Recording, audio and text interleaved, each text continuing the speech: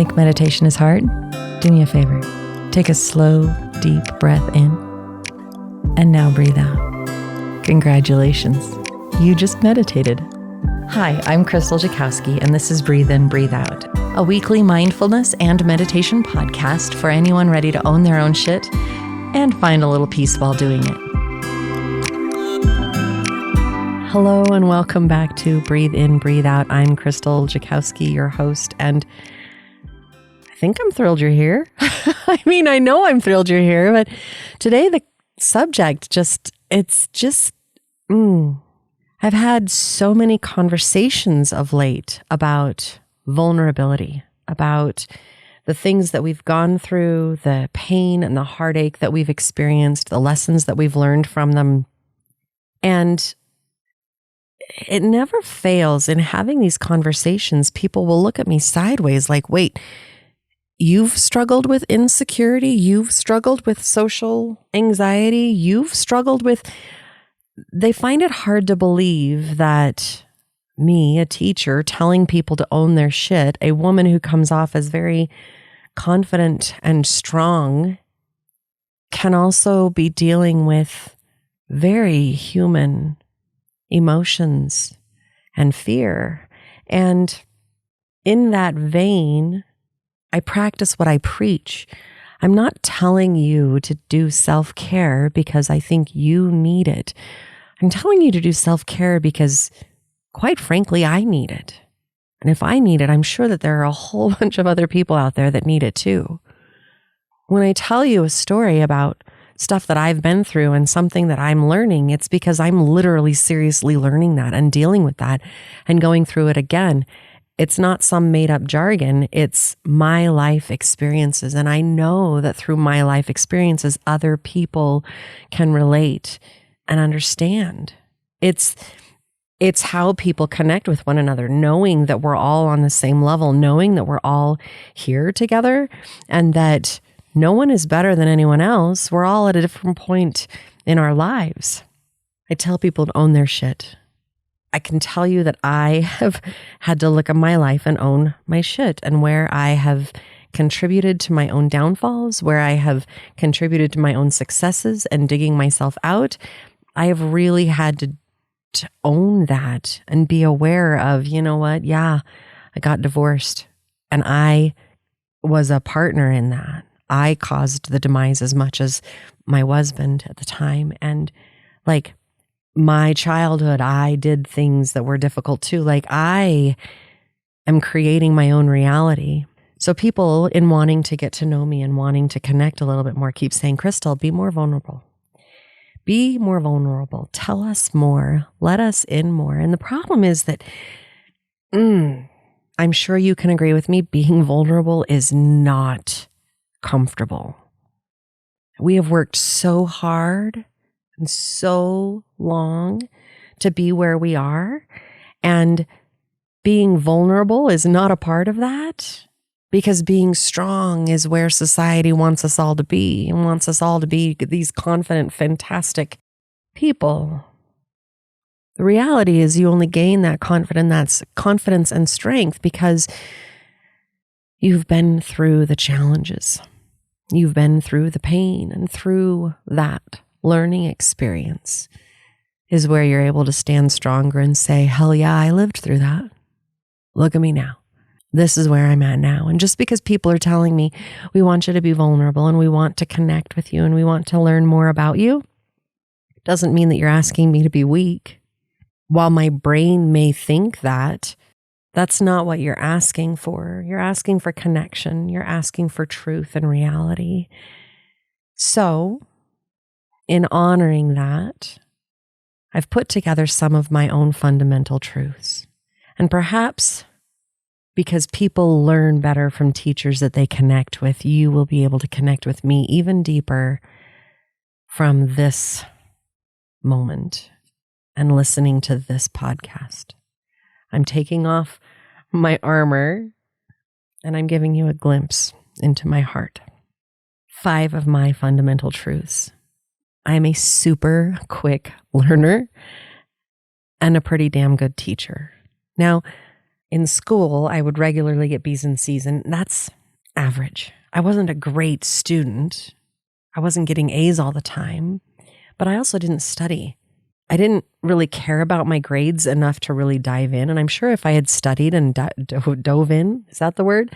That I would have gotten better grades. And yet I was able to grasp what was being given to me and regurgitate it as needed to be able to get the grades required to pass. Now, my parents weren't really happy with B's and C's. They much wanted me to be a much better student. And this left me feeling like I wasn't a super smart person. And yet my ability to religiously get passing grades and know what I was doing is a pretty good thing. I am a sponge. I am a student of life and the experiences around me. What can I learn from you? What can you teach me? What can you learn from me? I soak it all up and I assimilate it because I really want to know. Maybe you dealt with something differently than I did, and I can learn from that. Learn from your experiences and expand on it and applying new ideas to my own life in new ways, magnifying the possibility. Being a quick learner and being able to take on all of that information and then apply it or release it means that I am constantly finding ways to help myself be better. And that also means, because I've learned from you, I've learned from other people, that I can relate to you, which means that I have the ability to teach in a very compassionate and gentle way. I accept everyone exactly where they're at because I really don't care. I don't care where you were. I care where you're going and how you can get there and the beauty of you and who you are. I believe you can't teach anything yourself that you have not had the opportunity to experience. And I'm telling you, I've had the opportunity to experience a lot. Number 4 in my 5 fundamental truths is that I have a lot to give and I need to give just as much to myself. Along the way, I learned from others that I was a taker and that I never gave back to the people around me. I heard it often enough from air quotes trusted sources that it became this deep, dark inner hatred of myself. It was a hideous, monstrous piece of me that I really, really, really wanted to hide from the world because nobody wants to be a taker. And so I began giving. Everything was, how can I prove to this person that I'm a loving, giving, generous person? How can I help those around me? How can I give so nobody thinks that I'm a taker? And I can't tell you how many times I burned out. The phrase, the word careworn was a big part of my life. I was worn from caring so much. I gave everything I could with every minute that I had, and I would tirelessly meet the needs of others to prove to myself that that creature hidden in the basement of a taker was not worthy and didn't exist. Exhaustion meant failure, which added to my dialogue of inadequacy, and I can tell you, I would curl up in the basement sobbing because I had failed in giving enough. Failed in helping somebody else enough. This inner demon of mine was so all-encompassing that I was failing to give to myself. You hear the cry for self-care? The need to take care of you, that without you, you cannot give to the other people. I really had to come to a visceral understanding, an absolute understanding in my heart that it's okay. It's okay to put me first. That doesn't mean I'm a taker. I can still give and love and help. There is no monster in hiding. The third fundamental truth is letting go of control. My childhood had very little control. The people around me struggled to exercise control over their own situations and navigate their own lives. And let me tell you, I was no help in any of that. their struggles to exert control over their lives and thus over me added to my own insecurities, my fears, and my confusion, which meant that I added to their lack of control, which just created this vicious, unhealthy, unrecognized cycle. I got married, I had kids, and my unhealthy marriage began to decline. My life was even more out of control as I became a germaphobe, mentally seeking out any way I could possibly find control. And as a germaphobe, it's a prison. It's so difficult to go anywhere, be anywhere, do anything. And yet my contact with germs was the one thing in my out of control life that I had control over. If I could control what I came into contact with, maybe things would be better. And it continued to add to my isolation and my personal insecurity, and it just kept going. This horrible cycle. So, how do you break that? You have to learn how to let go of control. I call myself a recovering germaphobe. Every now and then, when life is a little stressful, it rears its ugly head. But for the most part, I'm a lot better. I can use a public bathroom. I can share a dessert with somebody. Having embraced and healed that need for control means that I am now able to run a business without micromanaging every one of my employees. I mean, controlling everything they do. I'm able to step back and say, yeah, that's okay. Whatever you think is best. Oh, I have opinions on how things should go. I'm also able to take suggestions and flow with them, like the one right now of be more vulnerable. I learned how to let go of control. Number 2 in my 5 fundamental truths is that I learned how strong and all-encompassing my emotions can be. Growing up, I was told often to calm down or pick your head up or don't be too happy and don't be too sad and no one wants to see this. And it meant that all of my emotions were just these, like they're bottled up and put under this pressure cooker, and you're attempting, my need for control, everything is just coming to a head. And yet, when I finally learned that emotions are not only valid, but beautiful, I learned that holy crap, when I am happy and joyful, I am bubbling and I'm bouncing around like a little kid on Christmas Day. And when I am sad, you sure as hell know I'm sad, because I'm going to cry. I'm going to let it out. And if I'm even keel, I'm even keel. Every emotion, the entire gamut. I sit with them. I get to know them. And when I'm around people and they're like, how are you? I get to sit and say, I'm a little tired right now. I'm a little emotional just because I'm tired. Or I am unbelievably fantastic. I'm so excited. It's spring and the sun is out and things are turning green and everything is just so filled with hope that my heart is flying in this moment. My emotions can be all encompassing and the people around me absolutely feel it. So I need to be aware of them. And I learn how to make sure that while I experience them, they aren't negatively affecting those around me. The number one thing I've learned, my number one fundamental truth, is that I am a survivor.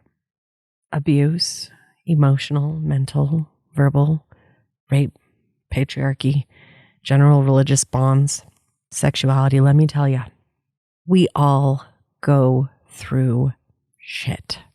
We all have a hard time. We have moments that have the opportunity to break us. And they may break us for a moment before we stand up and say, bullshit. I'm still here. I'm not going anywhere. I am a survivor, and I want to empower everyone to be survivors, not just of what has been done to you, but what you also do to yourself. Those beliefs, those thoughts, those emotions that hold you back and tell you that you are less than or not worthy. Those beliefs that you've adopted because other people have told you and you continue to ingest. I refuse to endure the disrespectful treatment of my amazing human self, not by myself and not by anyone else. And I pray that others find that same strength. You're amazing. You are beautiful. You are strong. You are a survivor. You have the ability to make it through this and change it for so many beautiful, positive, wonderful days ahead. You have the power to change where you're at. You get to create where you're at. You don't have to accept the path that somebody else has told you to walk. Time, patience, self-ownership and understanding, humility have worked to heal the wounds of my past, and yet they've left a reminder of strength, of hope, and of lessons learned for the future. So I look at my team and I say, how's that for vulnerable? How's that for sharing some lessons that I've learned? And keep in mind that lessons I've learned and shit that I've owned are two completely different things. Yes, I learned a lesson, a new truth. I had to work through the heavy challenges in order to be able to see that light at the end of the tunnel. And it is not a freight train. It was actually something beautiful.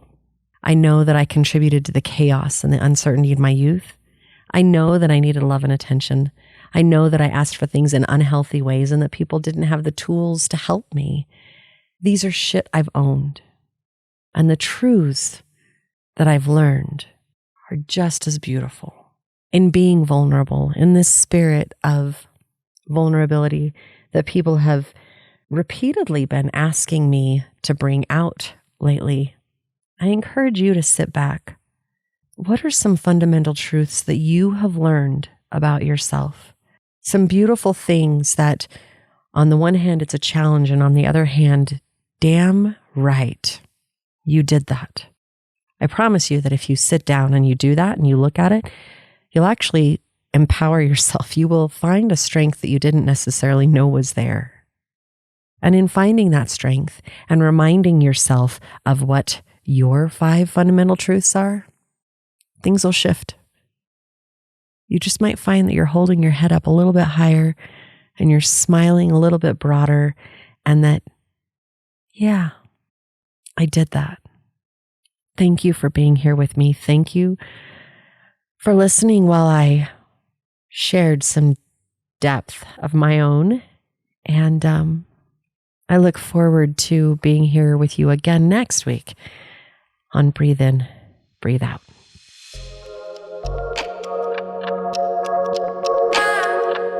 I hope this moment of self-care and healing brought you some hope and peace. I'm Krystal Jakosky on Instagram, Facebook, and YouTube, and I hope you check us out and follow along for more content coming soon. I look forward to being with you again here on Breathe In, Breathe Out. Until next time, take care.